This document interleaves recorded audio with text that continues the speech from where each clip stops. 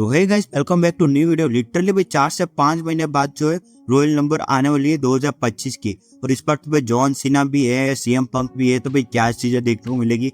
और तो भाई लोग कह रहे हैं रोमन रेंस इस साल का रॉयल नंबर जीतेंगे, और तो भाई ब्रॉक लेसनर रिटर्न करेंगे कि नहीं करेंगे। अब मैं आपको भाई 3-4 महीने पहले ही बता देता हूँ कि आपको रॉयल नंबर में क्या क्या देखने को मिलेगा।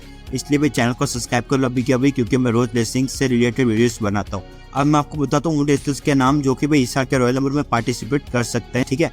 जो कि John Cena, Randy Orton, Jey Uso, Kevin Owens, Bron Breakker, सीमंस, Drew McIntyre, CM Punk, Shinsuke Nakamura, ये सारे लोग भी लिटरली इस मैच में हिस्सा बन सकते हैं। ये लोग भी आएंगे रॉयल नंबर के अंदर, इस चीज को आप कंफर्म मान लो, ठीक है।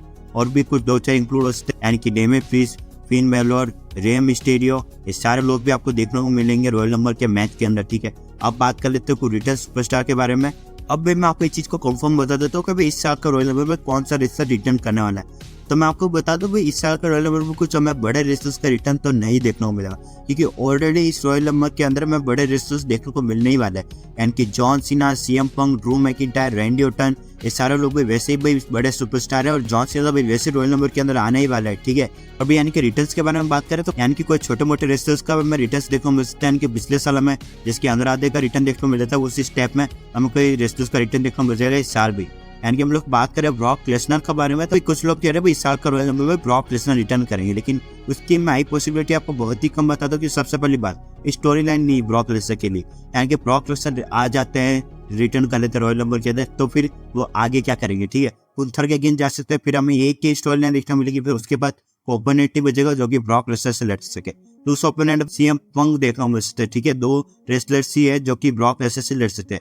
और मैं आपको बताऊँ लिटरली भाई जो कॉन्ट्रैक्ट साइन करती है डब्ल्यूडब्ल्यूई वाला वो लगभग 2 से 3 साल का करती है, ठीक है। फिर ही वो जो एक्सपायरी करते कॉन्ट्रैक्ट को। और मैं बहुत ही कम ऐसी पॉसिबिलिटी बताऊंगा कि ब्रॉक लेसनर रिटर्न्स करेंगे, क्योंकि ऑलरेडी रिंग के अंदर इतने सारे बड़े नाम मौजूद रहते हैं। ब्रॉक लेसनर रिटर्न्स करके क्या करेंगे, ठीक है। इसलिए हमें भाई छोटे मोटे रेसेस का रिटर्न देखने को मिल जाता है, ब्रॉक लेसनर का हमें शायद ही रिटर्न्स देखने को मिलेगा, ठीक है। नेक्स्ट हम लोग बात कर रहे हैं फाइनल 4 मैच की, ठीक है। फाइनल 4 मैच में रह सकते भाई जॉन सीना रह सकते हैं, ठीक है। और रह सकते भाई best in the world CM Punk. और अगर द वाइपर रैंडी ऑर्टन आते हैं तो फिर रैंडी ऑर्टन भी बच सकते हैं, ठीक है। और भाई ड्रू मैकिंटायर बच सकते हैं, ठीक है। 4 ही रेसलर्स है जो इस साल के रॉयल नंबर के अंदर बच सकते हैं। भाई 4 ही रेसलर है जो कि भाई इस साल के रॉयल नंबर के अंदर जो फाइनल्स में रह सकते हैं, ठीक है। बाकी कोई ऐसे रेसलर का नाम याद नहीं आ रहा है जो कि फाइनल्स में रह सकता है, ठीक है।